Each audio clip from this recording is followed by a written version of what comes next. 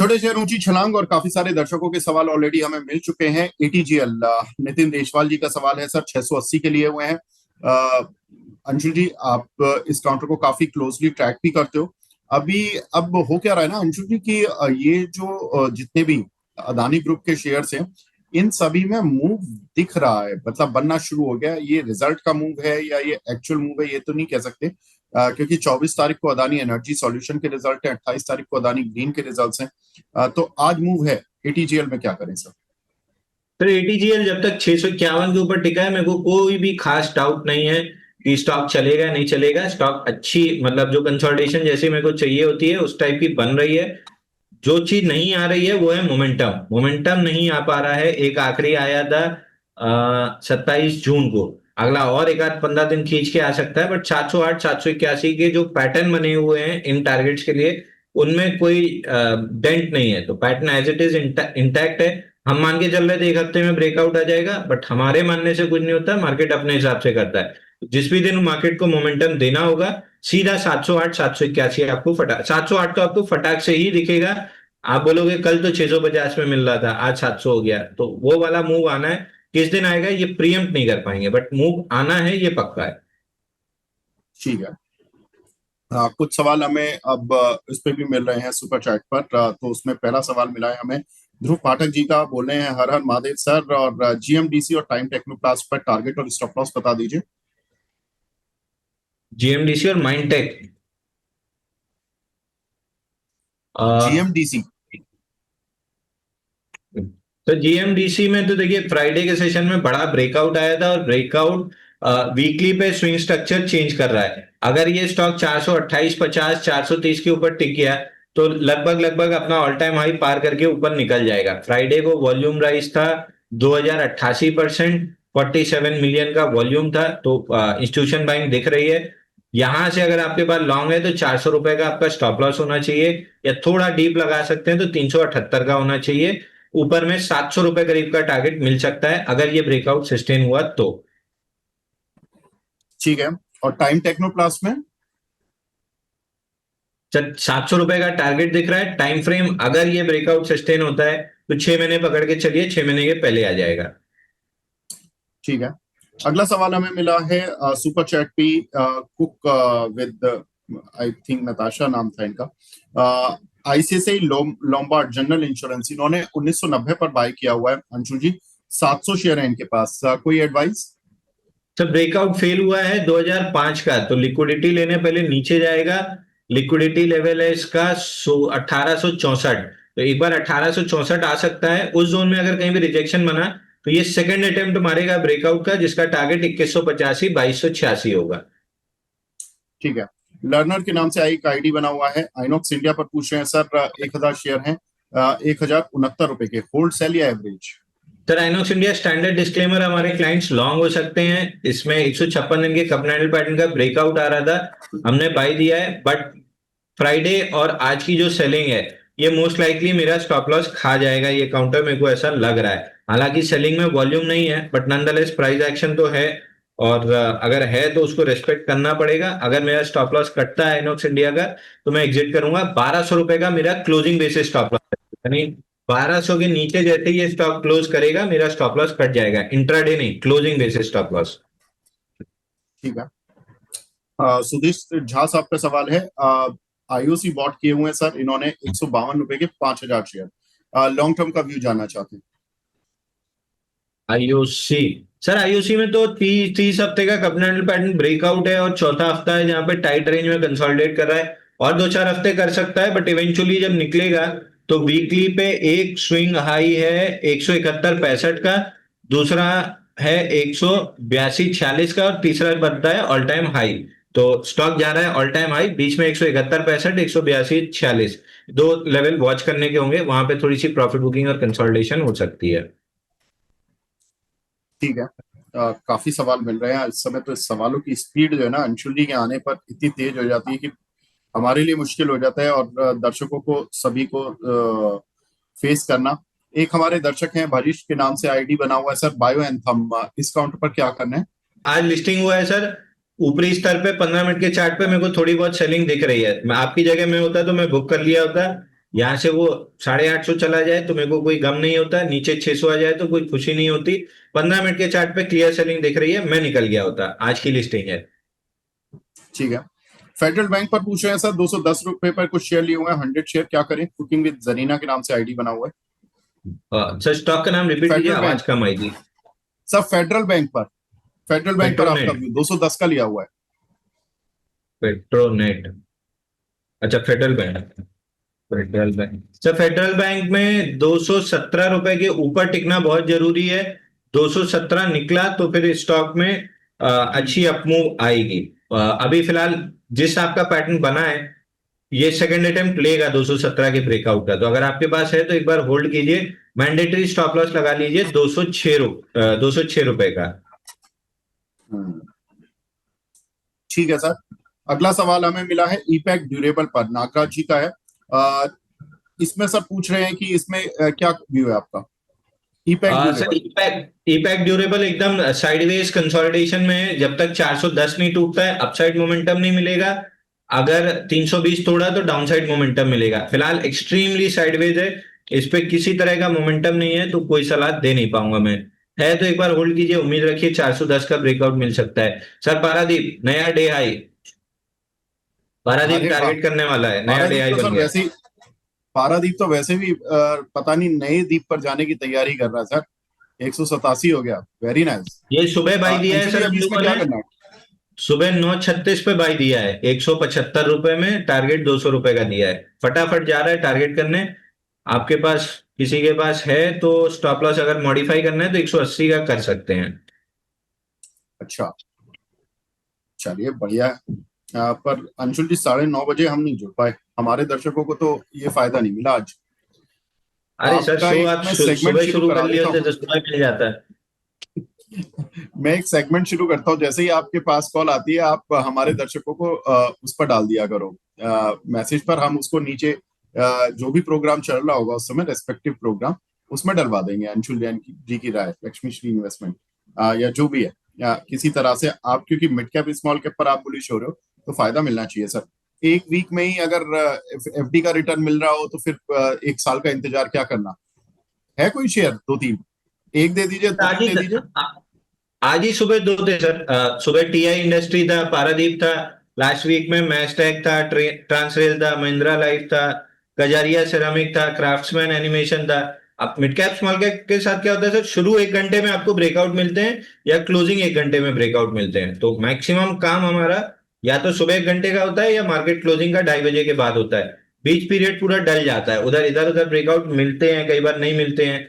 तो मेजर होता है mid cap small cap play करना है तो आपको स्टार्टिंग 1 घंटा तो मार्केट को देना ही पड़ेगा। हम्म, सर लेकिन अब तो बता दीजिए, इनकी सवाल तो था में चला गया है, मैं कुछ बताओ। आप सवाल पूछिए सर, आप कोई स्टॉक हो तो।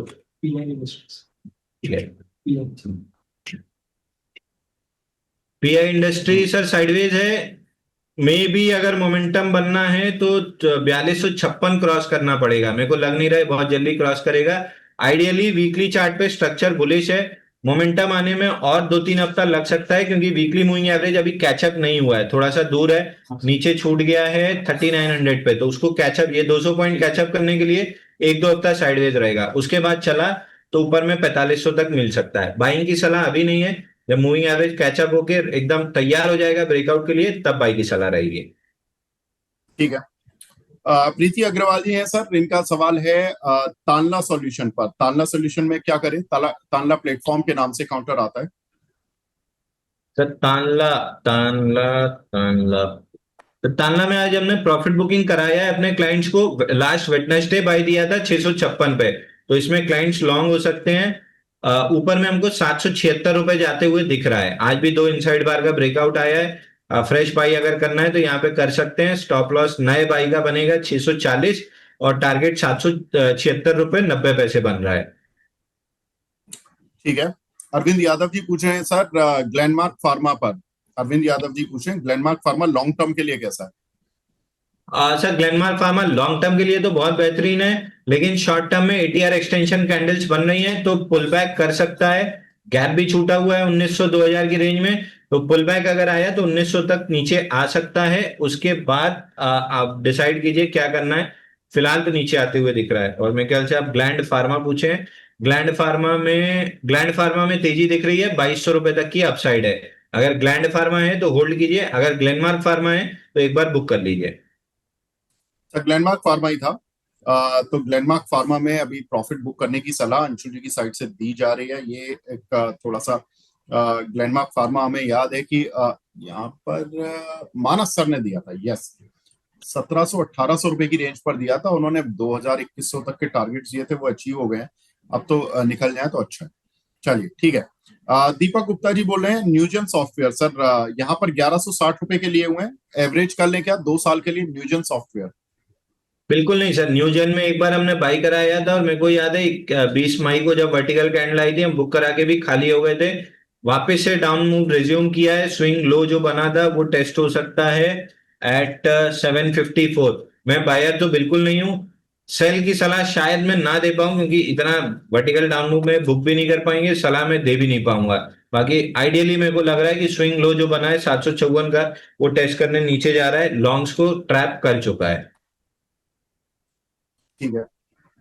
अगला सवाल हमें मिला है यहाँ पर एजिस वोपेक पर। सौरभ गोयल जी का सवाल है, ये बोल रहे हैं कि सर एजिस वोपेक 235 रुपए के लिए हुए हैं, क्या टारगेट और स्टॉप लॉस लगाकर रखें इस काउंटर पर?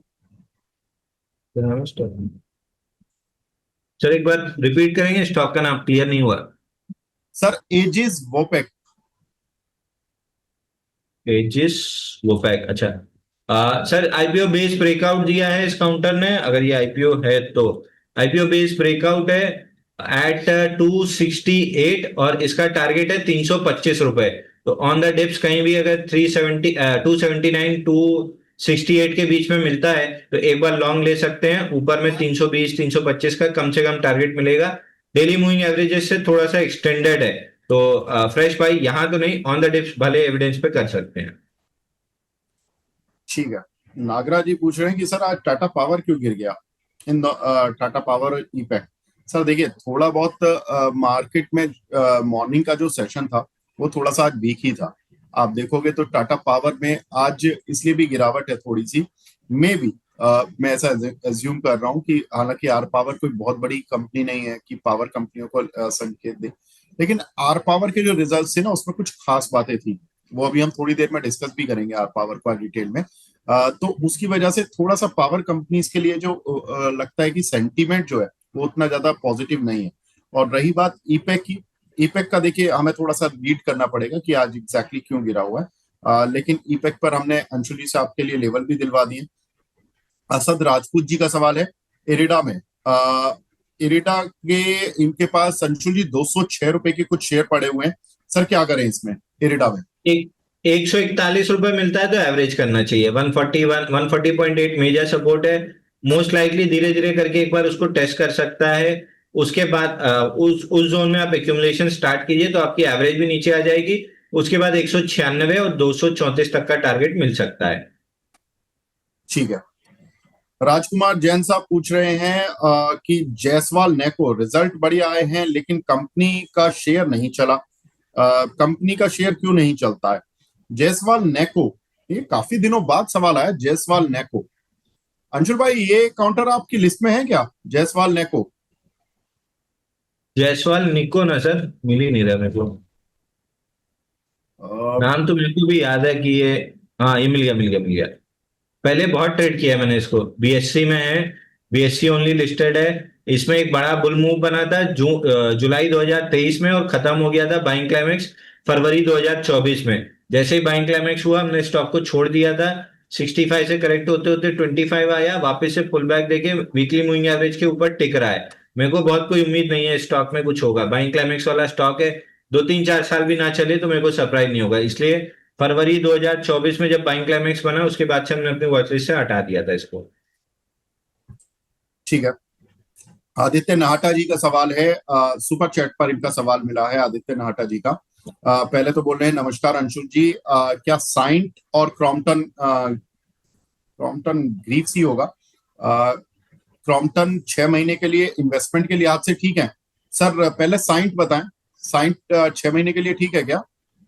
दोनों स्टॉक अपनी वॉच लिस्ट से हटा दीजिए सर, दोनों कंप्लीटली साइडवेज हैं। इधर उधर एक आध डंडा खड़ा हो सकता है लेकिन उसको प्रिडिक्ट नहीं कर सकते क्योंकि चार्ट पैटर्न पे ऐसा कुछ दिख नहीं रहा है। साइंट जरूर एक बार ब्रेकआउट दिया था लेकिन वो ब्रेकआउट भी फेल हो गया, तो ऑलरेडी लॉन्ग स्ट्रैप है।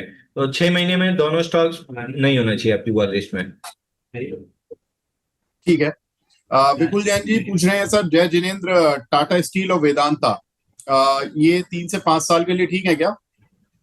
जिंदल स्टील और हुडको। टाटा स्टील और वेदांता। टाटा स्टील और वेदांता।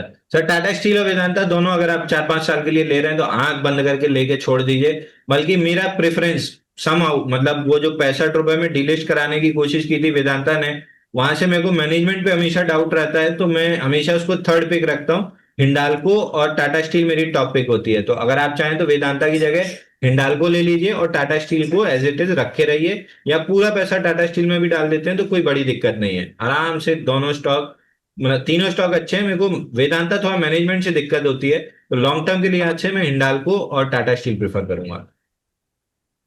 ठीक है। राहुल उपाध्याय जी पूछ रहे हैं sir, PN Gadgil fresh entry बनती है क्या इसमें?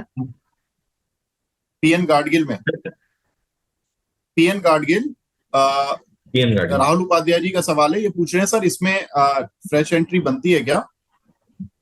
नहीं सर, इसमें एक फ्रेश एंट्री बनी भी थी फ्राइडे थर्सडे के सेशन में 618 के ऊपर वर्टिकली।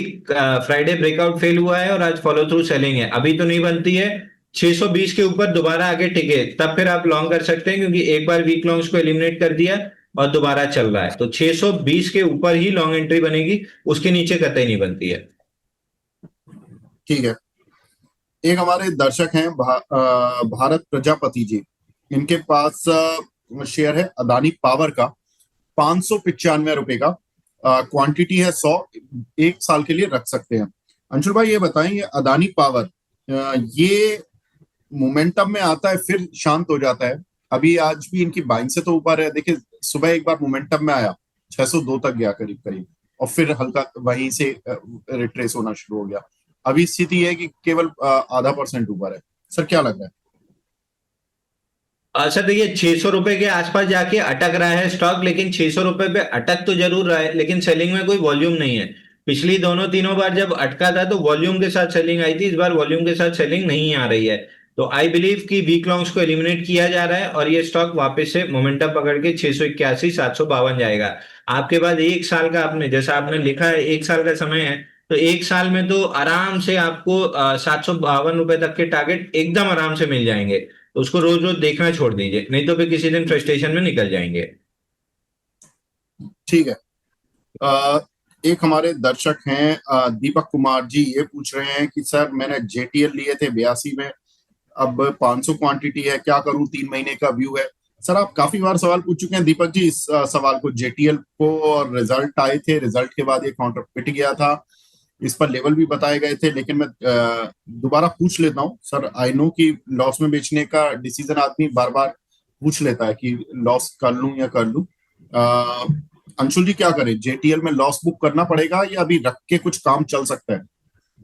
तो जेटीएल इंडस्ट्री मैंने भी अपने क्लाइंट्स को बाई दिया था, रिजल्ट के जस्ट पहले अच्छा ब्रेकआउट बना था, तो हमारे क्लाइंट भी इसमें लॉन्ग हो सकते हैं। लेकिन नेक्स्ट डे जब रिजल्ट खराब आया और एकदम नेगेटिव रिएक्शन था स्टॉक का, 5-6% लॉस था, हमने लॉस बुक कराने की सलाह दी थी कि लॉस बुक करके बाहर हो जाइए, किसी अच्छे मूविंग काउंटर में चले जाएंगे तो पैसा रिकवर हो जाएगा। कईयों को मैस्टैक दिला दिया था, कईयों को पारादीप दिला दिया था, कुछ को क्राफ्ट्समैन एनिमेशन दिला दिया था। लगभग सभी स्टॉक 7-8% चल गए हैं, तो लॉस रिकवर हो गया है। एक आध दो कॉल और कुछ दे देंगे तो प्रॉफिट में आ जाएंगे। तो जहां रिजल्ट खराब है और नेगेटिव रिएक्शन है, फटाक से अपनी कैश को, मतलब कैपिटल को खाली कर लेना चाहिए लॉस बुक करके, और किसी मूविंग काउंटर में शिफ्ट कर लेना चाहिए। अगर एप्पल सड़ा हुआ निकला है तो उसको 6 महीने रखने से वो अच्छा नहीं हो जाएगा, गल जाएगा। तो अगर कोई चीज खराब निकल गई है तो उससे तुरंत पल्ला झाड़िए और नई चीज में एंटर करने की कोशिश कीजिए। ठीक है। साक्षी मित्तल जी बोल रहे हैं सर, टाटा टेक 700 पर लिया हुआ है, इसको लॉन्ग टर्म के लिए रखूं या शॉर्ट टर्म के लिए? आ, आपने 1000 का टारगेट दिया था, लेकिन सर वो टारगेट की ड्यूरेशन क्या है, मतलब कितने समय में जाएगा, ये थोड़ा सा बता दीजिए, कितना लंबा रखना होगा टाटा टेक को? 700 का लिया है सर, लॉस तो नहीं है, प्रॉफिट ही है थोड़ा बहुत, लेकिन ये पूछ रही है कितना लंबा रखना पड़ेगा 1000 के टारगेट टारगेट जो आपने दिए हैं।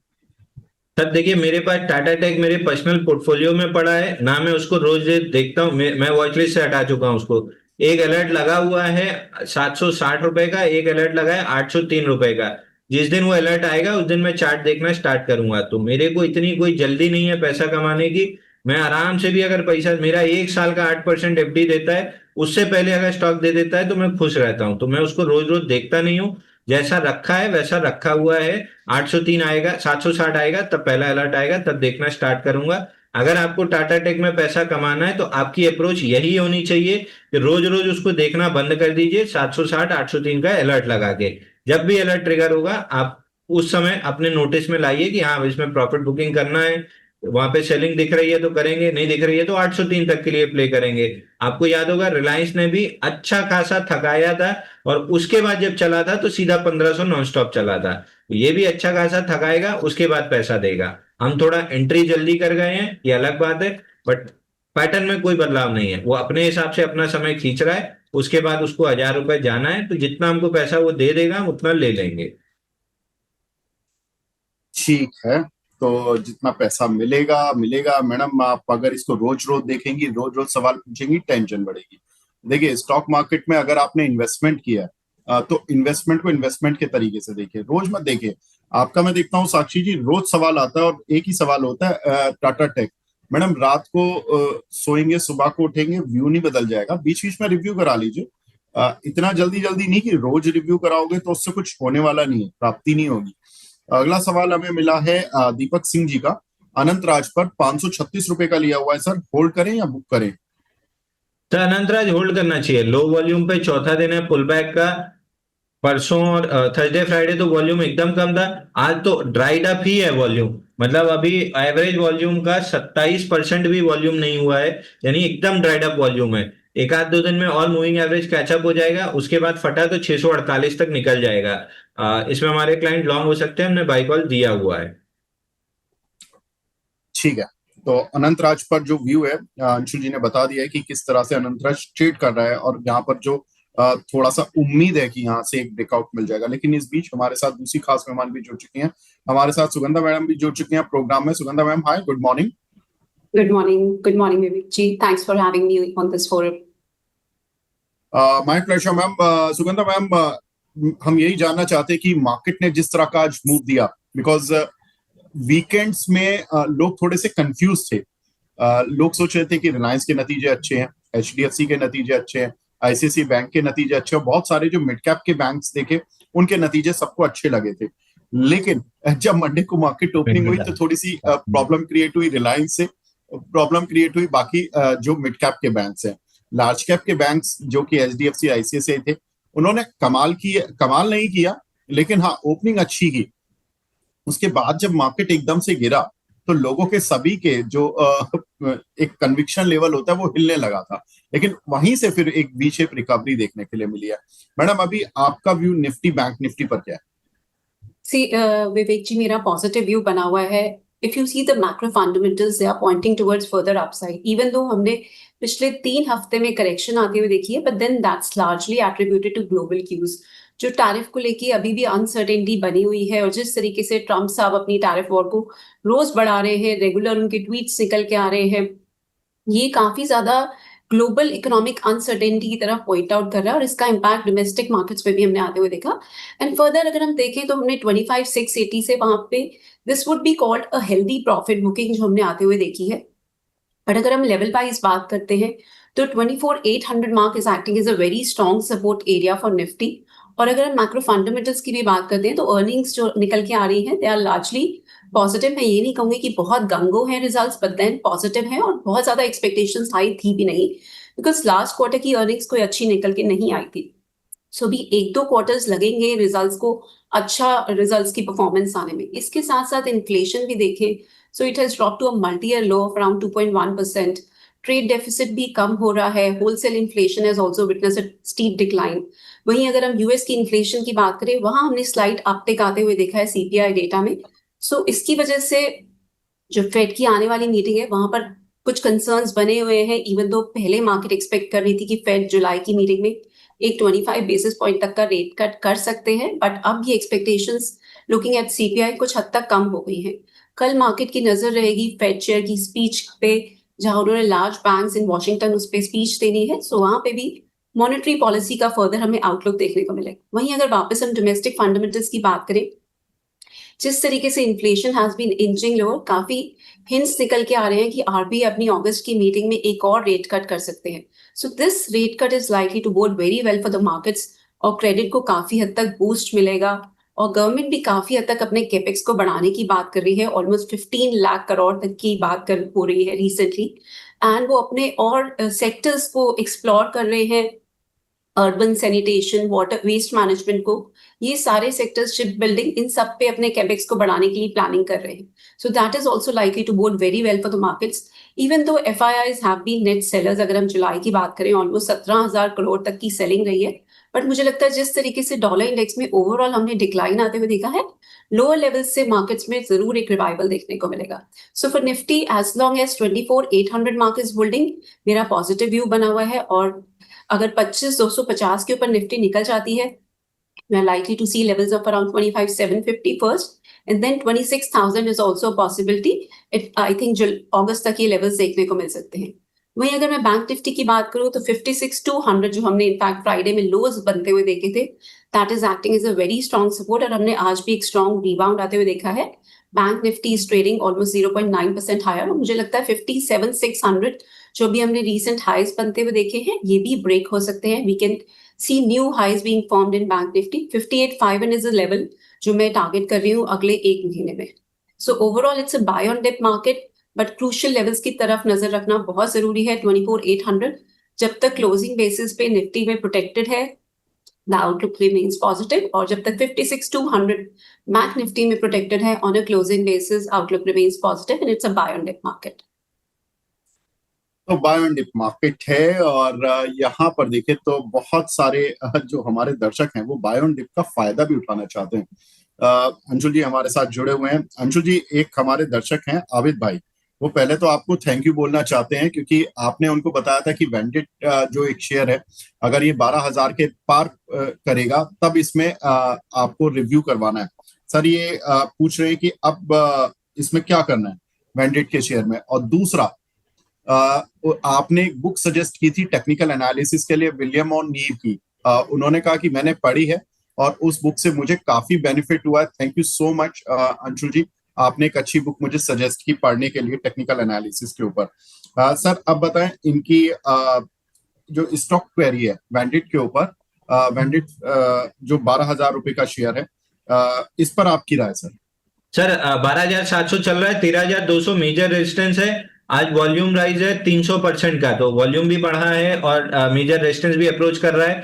13,200 के आसपास कम से कम आधी पोजीशन बुक कीजिए और 2-3 दिन वेट कीजिए। अगर नहीं तोड़ पाया 13,200 तो फिर पूरी बुक कर लीजिएगा, अगर तोड़ लिया तो फिर आगे 16,000-16,500 तक मिल सकता है, बट 13,000 13,200 की जोन में आधी प्रॉफिट जरूर बुक कर लें। मैं सीक्वेंट साइंटिफिक पर बात कर रहा हूँ, 190 का इन्होंने लिया हुआ है और व्यू शॉर्ट टर्म का है। इस पर आपकी राय जानना चाहते हैं। सो ऑलमोस्ट करंट लेवल्स पर ही इनकी बाइंग है, मेरा व्यू पॉजिटिव बना हुआ है, but there is a minor resistance at 197 levels. अगर 197 का लेवल ब्रेक हो जाता है, we can see the stock heading higher towards 230 to 235 levels.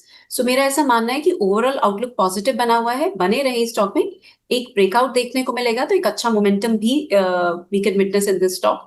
Overall structure positive है, the stock is sustaining above its key moving averages, और जिस तरीके से अभी आज के सेशन में भी हमने एक अपटिक आते हुए देखा है, that is pointing towards further upside as well. So 178 का एक स्ट्रिक्ट स्टॉप लॉस ले लें एंड बने रहे स्टॉक में। ठीक है, तो यहाँ पर बने रहने की राय। और देखिए ये जो शेयर है सीक्वेंट साइंटिफिक, इसमें हमने देखा था कि फार्मास्यूटिकल स्पेस में जब भी बाइंग आती है और मिड कैप स्मॉल कैप में जब भी बाइंग आती है तो एक मोमेंटम बनता जरूर है।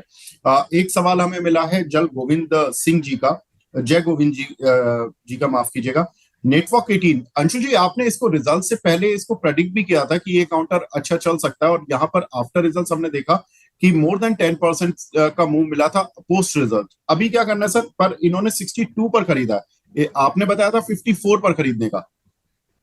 सर टारगेट पे जाके खरीदेंगे तो दिक्कत में तो रहेंगे। उस दिन हमारा 12-15% का मूव मिला था, प्रॉफिट बुक करा के इंट्राडे में मिल गया था, एफडी 2 साल की एफडी का रिटर्न बुक करा के खाली हो गए। अगर टारगेट पे लेंगे तो इसी तरह के पुल बैक में आप फंसे रहेंगे।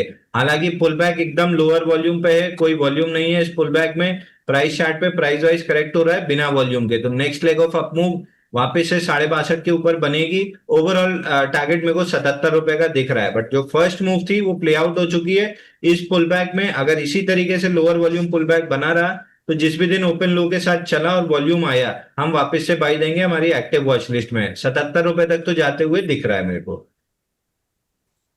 ठीक है, पहले तो मैं दर्शकों को यही बोलूंगा, देखिए जो आप टारगेट पर स्टॉक्स लेते हैं, ये आई डोंट नो, देखिए आप एक चैनल को फॉलो करें, एक एनालिस्ट को फॉलो करें।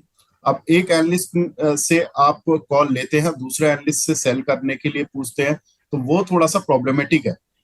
एक डॉक्टर से दवाई ली और दूसरे डॉक्टर से फिर राय ली, तो उसमें आप हमेशा फंसोगे। अब आपने, अंशु जी ने बताया 54 पे बाय करने के लिए, टारगेट दिया 62, आपने 62 पर बाय कर लिया। अब देखिए ये थोड़ा सा प्रॉब्लम है। ठीक है सर, 77 तक आ जाएगा, लेकिन इस चीज का जरूर ध्यान रखें, अदरवाइज आपके फंसने के चांसेस हमेशा बहुत रहेंगे। अगला सवाल हमें मिला है यहाँ पर रेडिंगटन पर, स्वप्निल जी का। इसको होल्ड करें या सेल करें? सुगंधा मैम, क्या करना चाहिए रेडिंगटन? बिकॉज हमने देखा कि जो आईफोन और ये जो दूसरे मोबाइल्स बेचता है, उसके डिस्ट्रीब्यूटर है ये रेडिंगटन, और एक बहुत अच्छा रन इस काउंटर पर देखने के लिए मिला। 160 170 ये पार नहीं करता था, और अब जब पार किया तो इसने ऐसा किया कि 300 के ऊपर जाकर टिक गया। क्या लग रहा है मैम आपको? विवेक जी, इनकी किस लेवल पर बाइंग है? मैम इन्होंने बाइंग प्राइस नहीं बताया अपना, बस रेडिंगटन पर व्यू जानना चाहते हैं। हाँ, सो मेरा व्यू स्लाइटली नेगेटिव है। मुझे यहाँ से कुछ प्रॉफिट बुकिंग नजर आ रही है। स्टॉक ने ऑलरेडी काफी अच्छा परफॉर्मेंस दिखाया है। अब यहाँ पर कुछ कूल ऑफ नजर आ रहा है, सप्लाई प्रेशर बना हुआ है 320 जोन पर। सो बेटर है, अगर आप ऑलरेडी होल्ड कर रहे हैं इसमें, एटलीस्ट पार्शली जरूर बुक करें। एंड अगर आप बाकी की पोजीशन को होल्ड करना चाहते हैं तो 272 के स्टॉप लॉस के साथ, ट्रेलिंग स्टॉप लॉस के साथ बने रह सकते हैं। और अगर फ्रेश बाइंग करना चाहते हैं तो अभी बिल्कुल एडवाइस नहीं है, वेट करें, कुछ कूल ऑफ आएगा इस स्टॉक में, तभी लोअर लेवल्स पर ही इसमें नजर करें। अभी बेटर है प्रॉफिट बुक करना। ठीक है, तो रेडिंगटन में प्रॉफिट बुक करना ठीक रहेगा। और देखिए यहाँ पर जो मूव मिला है, जो एक तरफा मूव मिला है, ये जरूर इस काउंटर में प्रॉफिट बुकिंग के लिए ज्यादा बेहतर लेवल्स देखने के लिए मिल रहे हैं। एक हमारे दर्शक हैं सफरनामा राकेश देवतिया जी। सर आपने सुपर चैट भेज दी, लेकिन आपने उसमें क्वेश्चन नहीं पूछा है, तो क्वेश्चन पूछ लेते तो ज्यादा अच्छा होता सर। आपकी सुपर चैट वेस्ट हो रही है। आप एक बार दोबारा क्वेश्चन भेज दीजिए, मैं दोबारा लेने की कोशिश करूंगा। एक हमें सुपर चैट मिली है यहाँ पर, अंशुल सर प्रणाम बोल रहे हैं, पीएनसी इंफ्रा, इस पे पूछ रहे हैं कि सर क्या टारगेट रहेगा। अंशुल जी हमारी बात भी हुई थी फ्राइडे के सेशन में, ये काउंटर चला था लास्ट वीक थर्सडे को, आई बिलीव 332 334 तक गया था, उसके बाद तेज प्रॉफिट बुकिंग आई थी। सर अभी क्या करना है? तो पीएनसी एक मिनट चेक कर ले रहा हूँ, मेरे ख्याल से मेरा स्टॉप लॉस कट गया है इसमें। पीएनसी इंफ्रा, हाँ पीएनसी इंफ्रा हमने बाई दिया था, हमारा स्टॉप लॉस 300, हाँ ये थर्सडे बाई दिया था, ब्रेकआउट फेल हुआ, फ्राइडे को हमारा स्टॉप लॉस काट चुका है। हम अपने क्लाइंट्स को एग्जिट की सलाह दे चुके हैं। हालांकि पैटर्न अभी भी ठीक ठाक है, कोई पैटर्न में फेलियर नहीं आया, क्योंकि हम छोटा 4% का स्टॉप लॉस देते हैं इसलिए कट गया है। नेक्स्ट टाइम जब ये 325 के ऊपर निकलेगा, हफ्ते 2 हफ्ते निकाल के जब 325 के ऊपर निकलेगा तो हम वापस से इसको बाई कॉल इनिशिएट करके देंगे। एक हमारे दर्शक हैं यहाँ पर, वो पूछ रहे हैं संवर्धना मदरसन, क्योंकि संवर्धना मदरसन में हमने देखा है कि जो ऑटो एंसिलरी कंपनीज हैं, जब से ये यूएस टैरिफ की प्रॉब्लम आई है, तब से ऑटो एंसिलरीज कंपनीज पर एक हैमरिंग देखने के लिए मिली है। सुगंधा मैम, पठान जी का सवाल है, संवर्धना मदरसन इन्होंने 141 की बाई किया हुआ है, इस पर अभी क्या करना चाहिए इस काउंटर पर? ऑलमोस्ट हाईएस्ट पर ही बाय किया हुआ है, बट मेरा ऐसा मानना है ये स्टॉक प्रॉमिसिंग नजर आ रहा है। अभी मुझे लगता है इस सेक्टर में काफी डिमांड पिकअप कर सकती है आने वाले दिनों में, इवन दो टैरिफ को लेके थोड़ी सी अनसर्टेनिटी बनी हुई है। स्लाइट कंसोलिडेशन देखने को मिल रही है स्टॉक में, बट ओवरऑल मेरा ऐसा मानना है कि ये स्टॉक अच्छा परफॉर्मेंस दिखा सकता है अगर आप एक लॉन्ग टर्म इन्वेस्टर हैं। सो बने रहें, एक स्टॉप लॉस जरूर इसमें मेंटेन करें। 80 का स्टॉप लॉस रखें on a closing basis and बने रहें. थोड़ा टाइम जरूर लगेगा आपके बाइंग प्राइस आने में, but overall I think this stock is promising and बने रह सकते हैं with the stop loss of 80 on a closing basis. ठीक है, तो बने रह सकते हैं इसमें सर. होल्ड करने की ही राय आपके लिए रहेगी. लेकिन अब अगला सवाल हमें फिर सुपर चैट पर मिला है अंशुल जी आपके लिए, अल्केश मकवाना जी का. सर ये पूछे हैं टाटा केमिकल इन्होंने 500 शेयर लिए हुए हैं 881 के. अभी पूछे हैं कि एग्जिट लेवल क्या होंगे. अंशुल जी अभी इसके रिजल्ट्स तो नहीं आए हैं, लेकिन रिजल्ट से मैं रिपोर्ट्स पढ़ रहा था कि रिजल्ट्स अच्छे एक्सपेक्टेड है, और not only in this quarter, I think 2-3 quarters would be good for Tata chemical in terms of results. Sir लेकिन आप बताएं, चार्ट पर कहीं ये रिजल्ट धोखा तो नहीं दे देंगे? प्रॉफिट बुक करें या अभी होल्ड करें? तो रिजल्ट का तो मतलब वो तो हेड टेल वाला हाल है, पता नहीं कैसा आएगा. बट 2 बार इसमें हम प्रॉफिट बुक करा चुके हैं. तीसरी बार जब 918 880 की जोन में आया था, हमने तीसरी बार भी बाय रिकमेंड किया था. आज फॉलो थ्रू, मतलब आज मोमेंटम कैंडल बन रही है. अगर इसको फॉलो थ्रू मूव मिलता है और ये 950 955 की जोन क्रॉस करता है, तो 990 का जो टारगेट हमने डिस्कस किया था सबसे पहले जब हमने पहली बार बाय इनिशिएट किया था, वो टारगेट आराम से आ जाएगा. आई वुड से रिजल्ट के एक दिन पहले आप आधी प्रॉफिट जरूर बुक कर लीजिएगा, क्योंकि अगर खराब आया और नीचे खुला तो वापस 880 900 की जोन में बाइंग का मौका मिलेगा, और अच्छा आ गया तो 990 में सेलिंग का मौका मिलेगा. तो आधी पोजीशन रिजल्ट के पहले बुक कर लीजिए, आधी पोजीशन रिजल्ट तक कैरी कीजिए. ठीक है. सयंतान दत्ता जी, इनका सवाल है, देखिए सोम डिस्टिलरीज पर, डिस्टिलरीज की जो कंपनियां हैं, जो लिकर कंपनीज हैं, इनके नतीजे अब आना ऑलमोस्ट शुरू हो चुके हैं, क्योंकि हमने देखा कि यूनाइटेड स्पिरिट्स के नतीजे आए थे. अब कल होंगे यूबीएल के नतीजे. यूबीएल के नतीजों से तो ठीक ठाक उम्मीदें हैं. सोम डिस्टिलरीज, सुगंधा मैम इस काउंटर को कैसे देख रहे हैं? क्या 1 साल के लिए इस काउंटर को होल्ड करके चल सकते हैं, क्योंकि इनकी बाइंग रेंज लॉन्ग टर्म के लिए आज से है? सो विवेक जी, अभी बाइंग प्राइस मुझे नहीं पता है, but I think one can certainly hold on to this stock. एक प्रॉमिसिंग आउटलुक बना हुआ है. In fact we can see a bullish flag in this stock on daily charts, which is a positive technical pattern. मुझे इस stock में एक upside नजर आ रही है टुवर्ड्स 185 to 190 लेवल्स. ये मीडियम टर्म का आउटलुक रहेगा, और लॉन्ग टर्म की बात करें तो 220 तक के लेवल्स भी इस स्टॉक में देखने को मिल सकते हैं. एक प्रोटेक्टिव स्टॉप लॉस जरूर ले लें 145 के लेवल्स पर एंड बने रहें. ओवरऑल स्ट्रक्चर पॉजिटिव है.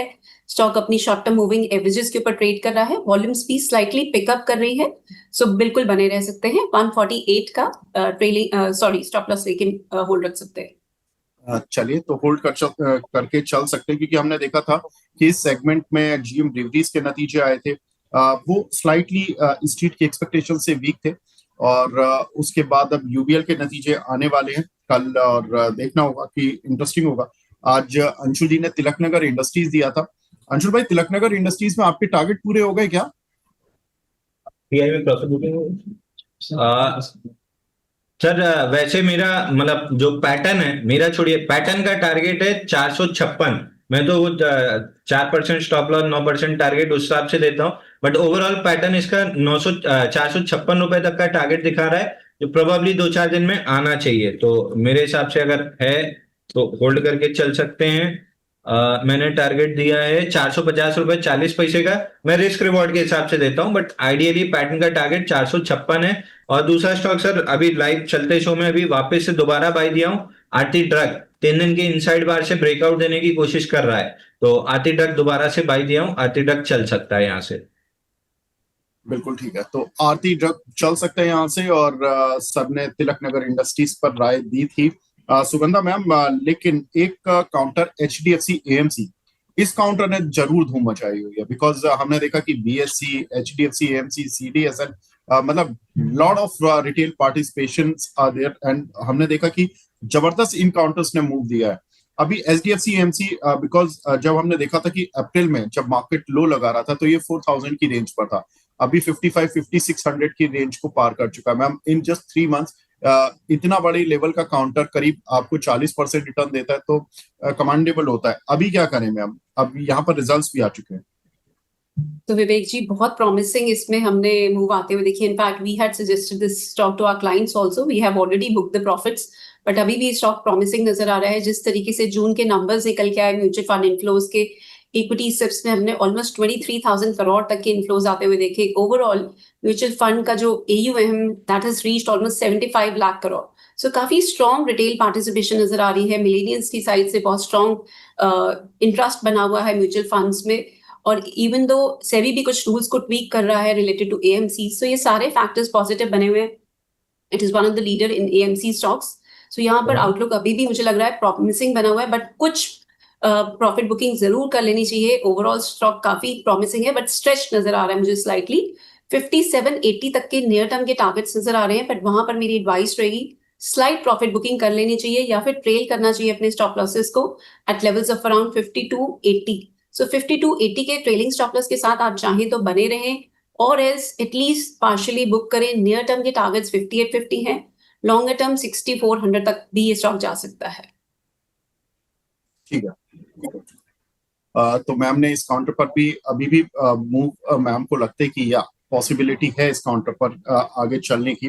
अंशुल भाई फटाफट से 2 काउंटर सुपर चैट पर मिले हुए सर, इनको फिनिश करते हैं, फिर स्टॉक एक्सरे पर बढ़ते हैं। एक सामी होटल और दूसरा आरती ड्रग्स, क्योंकि आप इन दोनों काउंटर्स पर काफी पैनी नजर रखते हैं, और ये जो दर्शक है इन्होंने आप ही की आई थिंक रिकमेंडेशन पर लिया है। 237 का लिया है सामी होटल, और हेमंत कुमार जी ने आरती ड्रग्स लिया है 223 का। क्या करें सर दोनों पर? सर सामी होटल में स्टैंडर्ड डिस्क्लेमर 228 से हमारे क्लाइंट लॉन्ग थे। आज टारगेट कंप्लीट हुआ है तो हमने प्रॉफिट बुक करा दी है 250 रुपए में, टारगेट डन हो गया। ओवरऑल 208 दिन का कप हैंडल पैटर्न ब्रेकआउट है 230 पे, इसका टारगेट है 290 से 300 रुपए। अगर ये वापस लो वॉल्यूम पुल बैक और कंसोलिडेशन करता है तो हम दोबारा बाई देंगे। जो इनिशियल बाई आप ही के शो पे ट्यूसडे को मैंने दिया था 245 के राउंड, पहले 250 का टारगेट था जो कंप्लीट हुआ है, जो ट्यूसडे बाई दिया था। अब यहां से दोबारा बनेगा तब कंसोलिडेशन में दोबारा बाई देंगे। तो सामी एक बार बुक हो चुका है, कंसोलिडेशन मिली तो बाई देंगे। आरती ड्रग अभी तुरंत में, पहले का टारगेट हो गया था उस दिन इंटरडे हो गया था, अभी तुरंत में वापस से आरती ड्रग मैंने बाई दिया है।